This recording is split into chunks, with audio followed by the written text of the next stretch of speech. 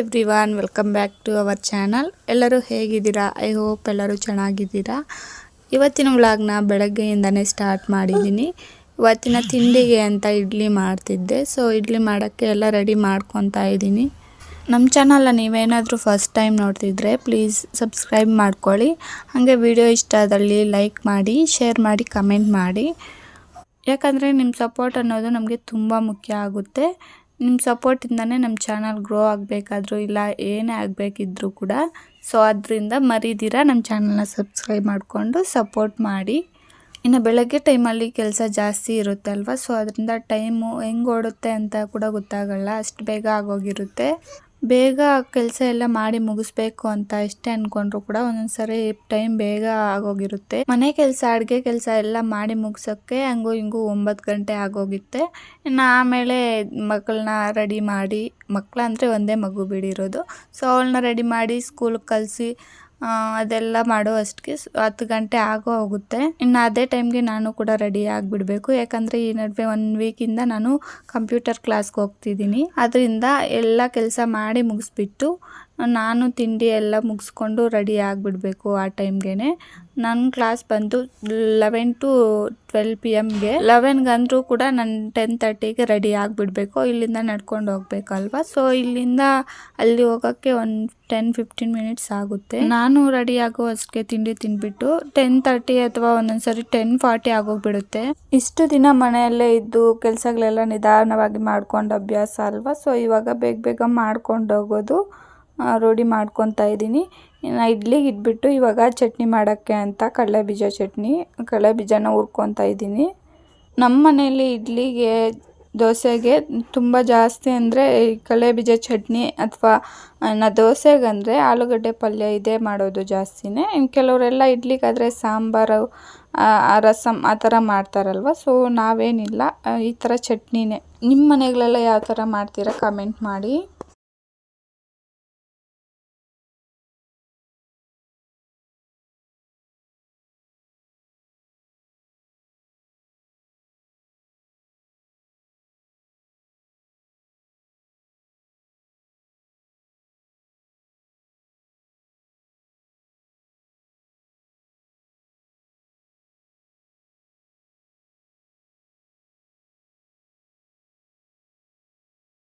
ಇಲ್ಲಿ ನಾನು ಚಟ್ನಿಗೆ ಕಡಲೆ ಬೀಜ ಫಸ್ಟ್ ಹುರ್ಕೊಂಡೆ, ಮತ್ತು ಹಸಿಮೆಣಸಿನ್ಕಾಯಿ, 1 ಟೊಮೆಟೊ, ಪುದೀನ, ಕೊತ್ತಂಬರಿ, 1 ಬೆಳ್ಳುಳ್ಳಿ ಹಾಕ್ತೀನಿ, ಮತ್ತು ಸ್ವಲ್ಪ ಹುಣಸೆ ಹಣ್ಣು.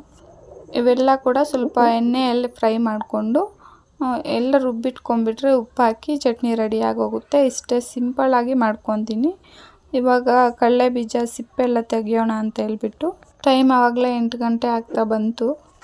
ಇನ್ನೇನು ಇಡ್ಲಿ ರೆಡಿ ಆಗೋಯ್ತಲ್ವ, ಸೊ ಚಟ್ನಿ ಒಂದು ರುಬ್ಬಿಟ್ಬಿಟ್ರೆ ಟಿಫನ್ ಆದಂಗೆ.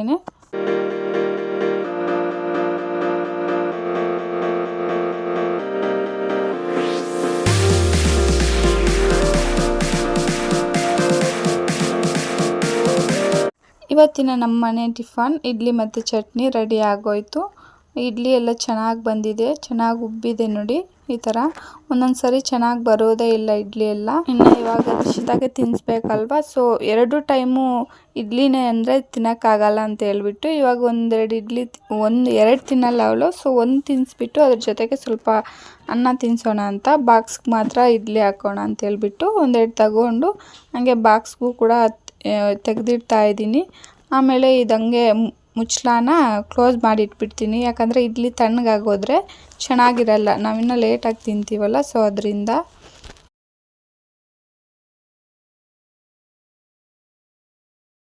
ಇವಾಗ ದಿಶಿತಾನ ಸ್ಕೂಲ್ಗೆ ಕಳಿಸ್ಬಿಟ್ಟು ರೆಡಿ ಮಾಡಿ ನಾನು ಕೂಡ ತಿಂಡಿ ತಿಂದ್ಬಿಟ್ಟು ಆವಾಗಲೇ 10:40 ಆಗೋಯ್ತು ಟೈಮು. ಇನ್ನು ನಾನು ಕೂಡ ಕ್ಲಾಸ್ಗೆ ಹೊರಟಿದ್ದೀನಿ. ಇಲ್ಲಿ ರೋಡ್ ಕ್ರಾಸ್ ಮಾಡ್ತಿದ್ದೆ, ಆ ಕಡೆಯಿಂದ ಗಾಡಿ ಎಲ್ಲ ಬರ್ತಾಯಿತ್ತು, ಇಲ್ಲಿ ನಿಂತ್ಕೊಂಡಿದ್ದೀನಿ. ಕಂಪ್ಯೂಟರ್ ಬೇಸಿಕ್ ಕೋರ್ಸ್ನ ನಾನು ಕಲಿತಿರೋದು. ಯಾರಿಗಾದರೂ ಕಲಿಬೇಕು ಅಂತ ಇಂಟ್ರೆಸ್ಟ್ ಇದ್ದರೆ ನಾನು ಲೈವ್ ವಿಡಿಯೋ ಹಾಕ್ತೀನಿ 11 to 12 PM. ಸೊ ಮಿಸ್ ಮಾಡಿದೆ ನೋಡಿ, ಲೈವ್ ವಿಡಿಯೋನೇ ಹಾಕಿರ್ತೀನಿ. ಯಾರಿಗಾದರೂ ಏನಾದರೂ ಡೌಟ್ ಇದ್ದರೆ ಕಮೆಂಟ್ ಕೂಡ ಮಾಡ್ಬೋದು, ನಾನು ರಿಪ್ಲೈ ಮಾಡ್ತೀನಿ. ಒಂದು ವೇಳೆ ನೀವು ಲೈವ್ ವಿಡಿಯೋ ನೋಡೋಕ್ಕಾಗಿಲ್ಲ, ಆ ಟೈಮಲ್ಲಿ ನಿಮಗೆ ಫ್ರೀ ಇಲ್ಲ ಅಂತಂದರೆ ಲೈವ್ ವಿಡಿಯೋ ಹಂಗೆ ಯೂಟ್ಯೂಬಲ್ಲಿ ಅಪ್ಲೋಡ್ ಆಗಿರುತ್ತೆ ಅಲ್ವಾ, ನೀವು ಯಾವಾಗ ಫ್ರೀ ಇದ್ದರೆ ಆವಾಗ ನೋಡ್ಕೋಬೋದು. ಆ್ಯಕ್ಚುಲಿ ಇದು ನಾನು ಡೇ ಒಂದಿಂದನೇ ಕ್ಲಾಸ್ನ ಲೈವ್ ವಿಡಿಯೋ ಮಾಡಬೇಕಾಗಿತ್ತು, ಬಟ್ ನನಗೆ ಆ ಐಡಿಯಾನೇ ಬಂದಿಲ್ಲ. ಸೊ ಇವಾಗಿಂದಾದರೂ ಮಾಡಿದ್ರೆ ನಿಮಗೂ ಕೂಡ ಸ್ವಲ್ಪ ಏನಾದರೂ ಯೂಸ್ ಆಗ್ಬೋದಂತ ಅನ್ನೋ ಉದ್ದೇಶದಿಂದನೇ ನಾನು ಈ ಲೈವ್ ವಿಡಿಯೋ ಮಾಡ್ತಾಯಿದ್ದೀನಿ. ಇನ್ನು ಇಲ್ಲಿ ನಡೀತಾ ವಿಡಿಯೋ ತೆಗಿತಾ ಇದ್ನಲ್ಲ, ಸೊ ಅದು ವಿಡಿಯೋ ಶೇಕ್ ಆದಂಗೆ ಕಾಣಿಸ್ತಿದೆ. ಇನ್ನು ಈ ರೋಡ್ ಎಲ್ಲ ತುಂಬ ಚಿಕ್ಕದು, ಇಲ್ಲಿ ಬೇರೆ ಗುಜರಿ ಅಂಗಡಿ ಅದೆಲ್ಲ ಅಂಗಡಿಗಳೆಲ್ಲ ಇದೆ. ತುಂಬ ಒಂದು ಕಡೆ ಆ ಕಡೆ ಈ ಕಡೆಯಿಂದ ಏನಾದರೂ ಗಾಡಿ ಬಂದುಬಿಟ್ರೆ ತುಂಬ ಪ್ರಾಬ್ಲಮ್ ಆಗೋಗುತ್ತೆ, ಜನ ಹೋಗಿ ಬರೋಕ್ಕೂ ಕೂಡ. ಅಷ್ಟೊಂದು ಚಿಕ್ಕದು, ಮತ್ತು ಇದೆಲ್ಲ ಕೂಡ ಅಂದರೆ ಈ ಗುಜರಿ ಶಾಪ್ ಅವರು ಎಲ್ಲ ಆಚೆನೇ ಇಕ್ಕಿದ್ದಾರೆ, ಅದು ಗುಜರಿ ಐಟಮ್ಸ್ ಎಲ್ಲ ಕೂಡ ರೋಡಲ್ಲೇ. ಇನ್ನು ಮನೆ ಮುಂದ್ಗಡೆ ಅವ್ರ ಗಾಡಿ ಎಲ್ಲ ನಿಲ್ಸ್ಕೊಂಡಿರ್ತಾರೆ ಅಲ್ವಾ, ಸೊ ಅದರಿಂದ ತುಂಬ ಇದಾಗೋಗುತ್ತೆ. ಇನ್ನು ಅದಾದಮೇಲೆ ಮಧ್ಯಾಹ್ನ ನಾನು ವ್ಲಾಗ್ನ ಕಂಟಿನ್ಯೂ ಮಾಡೋಕ್ಕಾಗಲಿಲ್ಲ. ಇದು ಈವ್ನಿಂಗು 4 ಗಂಟೆ ಆಗಿದೆ ಟೈಮು, ಫುಲ್ ಮಳೆ ಸ್ಟಾರ್ಟ್ ಆಗಿದೆ. ಎಲ್ಲ ಮಕ್ಕಳಿಗೆ ಸ್ಕೂಲ್ ಬಿಡೋ ಟೈಮು. ಸೊ ಪ್ರತಿದಿನ ಇದೇ ಟೈಮಲ್ಲೇ ಬರುತ್ತೆ, ಹಗಲೆಲ್ಲ ಬರಲ್ಲ ಅಥವಾ ರಾತ್ರಿ ಆದರೂ ಬರಲ್ಲ ಇದು. ಸೊ ಮಕ್ಕಳಿಗೆ ಬಿಡೋ ಟೈಮಲ್ಲೇ ಬರುತ್ತೆ. ಇನ್ನು ನಾನು ದಿಶಿತಾನ ಕರ್ಕೊಂಡು ಬರಬೇಕಾಗಿತ್ತು, ಆದರೆ ಅವಳಿಗೆ ಲುಸಿಡೋ ರೈಟಿಂಗ್ ಪ್ರಾಕ್ಟೀಸ್ ಮಾಡ್ತಿದ್ದಾರೆ. ಸೊ 1 ಅವರ್ ಕ್ಲಾಸ್ ಎಕ್ಸ್ಟ್ರಾ ಇರುತ್ತೆ. ಬೇರೆ ಮಕ್ಕಳೆಲ್ಲ ಪಾಪ ನೆನ್ಕೊಂಡು ಹಂಗೆ ಬರ್ತಾಯಿದ್ರು. ಛತ್ರಿ ಕೂಡ ಎತ್ಕೊಂಡು ಹೋಗಿರಲ್ವಲ್ಲ, ಸೊ ಅವ್ರಿಗೇನು ಗೊತ್ತು ಮಳೆ ಬರೋದು, ಅದರಿಂದ ನೆನ್ಕೊಂಡು ಬರ್ತಾಯಿದ್ರು. ನಾನು ಕೂಡ ಹಂಗೆ ಮಳೆನ ಬೈಕೊತಾ ಇದ್ದೆ, ಇದೇನು ಮಳೆ ಅಪ್ಪ ಇಷ್ಟೊತ್ತಲ್ಲೇ ಬರುತ್ತೆ ಅಂತ. ಮಳೆ ನೋಡಿಕೊಂಡು ನಾನೇ ಆಚೆ ಕಡೆ ಹಂಗೆ ನಿಂತ್ಕೊಂಡಿದ್ದೆ, ತಣ್ಣಗೆ ಗಾಳಿ ಬರ್ತಾ ಇತ್ತಲ್ವ ಅದರಿಂದ. ಇಲ್ಲಿ ನೋಡಿ ಒಂದು ಮಾವಿನ ಮರ ಐತೆ, ಇದು ಇಷ್ಟು ದಿನ ಆದರೂ ಕೂಡ ಮಾವಿನಕಾಯಿ ಇನ್ನೂ ಹಣ್ಣೇ ಆಗಿಲ್ಲ, ಹಂಗೇ ಇದೆ ಇಷ್ಟು ದಪ್ಪ. ಇದು ಒಳಗಡೆಯಿಂದ ತೆಗೆದಿರೋ ವಿಡಿಯೋ, ಇದು ನಮ್ಮ ಮನೆ ಹಿಂದ್ಗಡೆ ಇರೋದು. ಸೊ ಕಿಟಕಿಲಿಂದ ಈ ಥರ ವಿಡಿಯೋ ತೆಗೆದಿರೋದು. ಮಳೆ ಬರುವಾಗ ಔಟ್ಸೈಡೆಲ್ಲ ನೋಡೋಕ್ಕೆ ಒಂಥರ ಚೆನ್ನಾಗಿರುತ್ತೆ ಅಲ್ವಾ.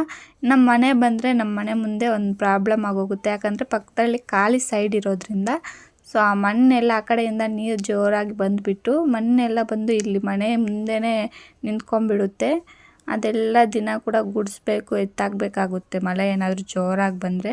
ಹಂಗೆ ಬಿಡೋಕ್ಕೂ ಆಗಲ್ಲ ಅಥವಾ ಎತ್ತಾಕಕ್ಕೂ ಕೂಡ ಆಗಲ್ಲ, ಯಾಕಂದರೆ ತುಂಬ ಜಾಸ್ತಿ ಬಂದುಬಿಡುತ್ತೆ. ಒಂದು ವೇಳೆ ಎತ್ತಾಕಿದ್ರೂ ಕೂಡ ಮತ್ತೆ ಮಳೆ ಬಂದರೆ ಮತ್ತೆ ಬಂದು ನಿಂತ್ಕೊಂಡಿರುತ್ತೆ. ಈ ಥರ ಪ್ರಾಬ್ಲಮ್ ಆಗೋಗಿದೆ. ಕ್ಲೀನ್ ಮಾಡಿಲ್ಲ ಅಂದರೆ ಮನೆ ಮುಂದೆ ಮಣ್ಣೆಲ್ಲ ಅದು ಮನೆ ಒಳಗಡೆನೇ ಬಂದುಬಿಡುತ್ತೆ. ಅದರಲ್ಲಿ ಬೇರೆ ಇನ್ನು ಮನೆ ಮುಂದೆ ದಿನ ರಂಗೋಲಿ ಆಗಬೇಕಲ್ವ, ಇನ್ನು ಪ್ರತಿದಿನ ಕ್ಲೀನ್ ಮಾಡೋದು ಇದೇ ಥರ ಆಗೋಗಿದೆ. ಹಂಗೋ ಹಿಂಗೋ 5 ಗಂಟೆ ಆಗೋಯಿತು ನೋಡಿ. ಇನ್ನೂ ಕೂಡ ಇವಾಗ ಮಳೆ ಸ್ವಲ್ಪ ಕಡಿಮೆ ಆಗಿದೆ. ಇನ್ನು ಸ್ಕೂಲ್ ಹತ್ರ ಹೋಗ್ತಿದ್ದೆ, ಮನೆಯಲ್ಲಿ ಛತ್ರಿ ಕೂಡ ಇರಲಿಲ್ಲ, ಪಕ್ಕದ ಮನೆಯವ್ರ ಹತ್ರ ಇಸ್ಕೊಂಡು ಸ್ಕೂಲ್ ಹತ್ರ ಹೋಗ್ತಾ ಇದ್ದೀನಿ. ಇವಾಗ ಮಳೆ ಸ್ಟಾಪ್ ಆಗಿದೆ, ಇನ್ನೂ ಚಿಕ್ಕ ಹನಿ ಬೀಳ್ತಾ ಇತ್ತು. ಇನ್ನೇನು ಸ್ಕೂಲ್ ಕೂಡ ಹತ್ರನೇ ಇರೋದ್ರಿಂದ ಇಲ್ಲಿ ನಡ್ಕೊಂಡು ಹೋಗ್ತಾ ಇದ್ದೀನಿ.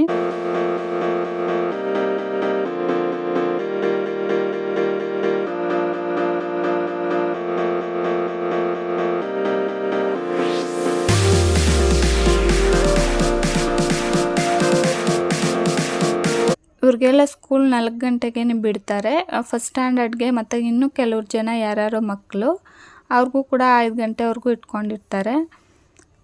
ಇವ್ರಿಗೆ ಒಂದು 15 ಡೇಸ್ ಏನೋ ಲುಸಿಡೋ ರೈಟಿಂಗ್ ಪ್ರಾಕ್ಟೀಸ್ ಇದೆ ಅಂತ ಹೇಳ್ಬಿಟ್ಟು ಹೇಳಿದರು. ಇಲ್ಲಿ ನೋಡಿ ಆಕಾಶ ಎಲ್ಲ ನೋಡಿ ಎಷ್ಟು ಕಪ್ಪಗೆ ಮೋಡ ಎಲ್ಲ ಮುಚ್ಕೊಂಡು ಬರ್ತಾ ಇದೆ.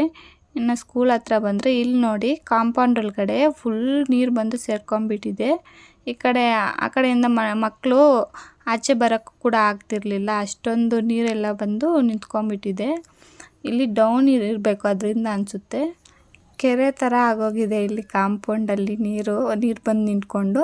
ಇನ್ನು ಈ ಕಡೆಯಿಂದ ಬರೋಕ್ಕಾಗಲ್ಲ ಅಂತ ಹೇಳ್ಬಿಟ್ಟು ಇನ್ನು ಆ ಕಡೆ ಒಂದು ಕಾಂಪೌಂಡ್ ಇದೆ, ಅದು ಇದು ಜಾಯಿಂಟ್ ಇದೆ, ಅದು ಓಪನ್ ಇರೋದ್ರಿಂದ ಸೊ ಆ ಕಡೆಯಿಂದ ಕರ್ಕೊಂಬರೋಣ ಅಂತ ನಾನು ಆ ಕಡೆ ನಡ್ಕೊಂಡು ಹೋಗ್ತಾ ಇದ್ದೀನಿ.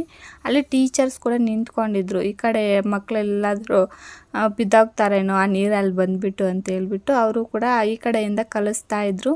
ಇನ್ನು ಪೇರೆಂಟ್ಸ್ ಎಲ್ಲ ಬರ್ತಾ ಇದ್ದಾರೆ ಮಕ್ಕಳನ್ನ ಕರ್ಕೊಂಡು ಹೋಗೋಕ್ಕೆ. ನೋಡಿ ಈ ಕಡೆ ಕಾಂಪೌಂಡು, ಇಲ್ಲಿ ಕೂಡ ಅದೇ ಗತಿನೇ ಆಗೋಗ್ಬಿಟ್ಟಿದೆ, ನೀರೆಲ್ಲ ಬಂದು ನಿಂತ್ಕೊಂಡು.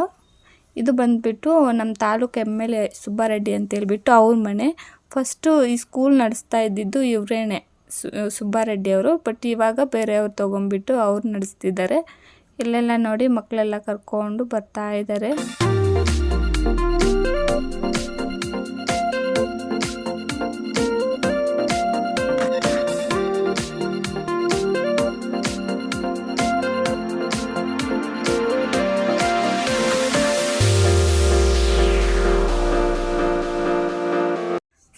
ಸ್ಕೂಲ್ ಕಾಂಪೌಂಡು ಮತ್ತು ಮನೆ ಕಾಂಪೌಂಡು ಒಂದೇ ಇದೆ. ಇಲ್ಲಿ ಸ್ವಲ್ಪ ಓಪನ್ ಇರೋದ್ರಿಂದ ಸೊ ಈ ಕಡೆಯಿಂದನೇ ಆರಾಮಾಗಿ ಹೋಗ್ಬೋದು.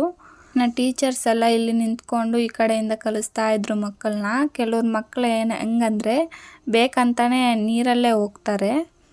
ಇನ್ನು ಅವ್ರಿಗೇನಾದರೂ ಹೆಚ್ಚು ಕಮ್ಮಿ ಆದರೆ ಇವ್ರದ್ದೇ ಅಲ್ವಾ ರೆಸ್ಪಾನ್ಸಿಬಿಲಿಟಿ. ಸೊ ಅದರಿಂದ ಅವರೆಲ್ಲೇ ನಿಂತ್ಕೊಂಡು ನಾನು ಕೂಡ ಇವಾಗ ಒಳಗಡೆ ಬಂದೆ. ದಿಶಿತಾನ ಇನ್ನೂ ಬಿಟ್ಟಿರಲಿಲ್ಲ.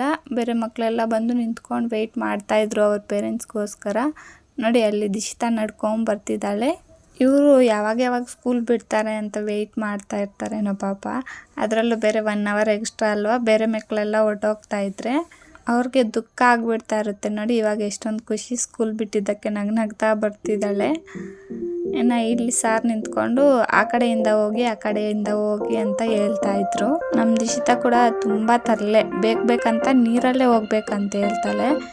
ಬೇಡ ನೆಂದೋಗ್ತೀಯ ಅಂತ ಹೇಳಿದ್ರೆ ಕೇಳೋದೇ ಇಲ್ಲ. ಆವಾಗ ಸಾರ್ ಬಂದು ಜೋರಾಗಿ ಗದರ್ದಾಗ ಆವಾಗ ಈ ಸೈಡಿಂದ ಬಂದಿದ್ದಾಳೆ. ಅವಳು ತುಂಬ ತರಲೆ, ಮಕ್ಕಳಂದರೆ ಹಂಗೆ ಬಿಡಿ. ಕೆಲವ್ರ ಮಕ್ಕಳು ಮಾತು ಕೇಳ್ತಾರೆ, ಇನ್ನು ಕೆಲವ್ರು ಕೇಳೋದೇ ಇಲ್ಲ. ಯಾರ್ದೋ ಒಬ್ರು ಭಯ ಇರಬೇಕಲ್ವಾ. ಈ ಸ್ಕೂಲಲ್ಲಿ ಇವ್ರು PT ಸರ್ ಅಂದರೆ ಈ ಮಕ್ಕಳಿಗೆಲ್ಲ ತುಂಬ ಭಯ. ಯಾರಿಗೂ ಅಷ್ಟೊಂದು ಭಯ ಪಡಲ್ಲ. ಏನಾದರೂ ಮನೆಯಲ್ಲಿ ಕೂಡ ದಿಶಿತಾನೂ ಅಷ್ಟೇ, ಏನಾದರೂ ಹಂಗೆ ಆಟ ಮಾಡ್ತಿದ್ರೆ ನಿಮ್ಮ PT ಸರ್ ಫೋನ್ ಮಾಡಿ ಹೇಳ್ತೀನಿ ಅಂತ ಹೇಳಿದ್ರೆ ಆವಾಗ ಸುಮ್ಮನೆ ಆಗಿರ್ತಾಳೆ. ಅಷ್ಟು ಭಯ ಸರ್ ಅಂದರೆ. ಇನ್ನು ಇಲ್ಲಿ ಈ ಕಡೆಯಿಂದ ನಾನು ಕರ್ಕೊಂಡು ಹೋಗ್ತಾ ಇದ್ದೀನಿ.